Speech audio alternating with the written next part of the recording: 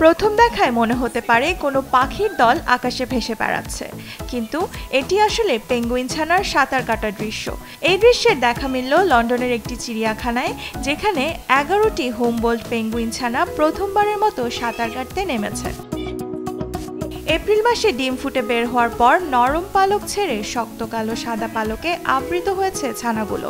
এই পালক পরিবর্তন সাধারণত 6 থেকে 12 সপ্তাহ বয়সে ঘটে, যা ছানাদের সাঁতার কাটার উপযোগী করে তোলে এবং পরবর্তীতে ঘন্টায় 30 মাইল বেগে সাঁতার কাটতে সক্ষম হয় তারা। ছানাগুলোর জন্য পানিতে সাঁতার কাটার অভিজ্ঞতা সম্পূর্ণভাবে নতুন হলেও কিছু ছানা দক্ষতার পরিচয় দিয়েছে বলে জানায় চিড়িয়াখানা কর্তৃপক্ষ। হুমবোল্ট পেঙ্গুইন প্রজাতিটি মূলত পেরু এবং চিলির উপকূলীয় অঞ্চলে বেশি দেখা যায়, তবে এটিকে IUCN এর লাল তালিকায় সংকটাপন্ন প্রজাতির অন্তর্ভুক্ত করা হয়েছে। নিউজ ডেস্ক, দেশ টিভি।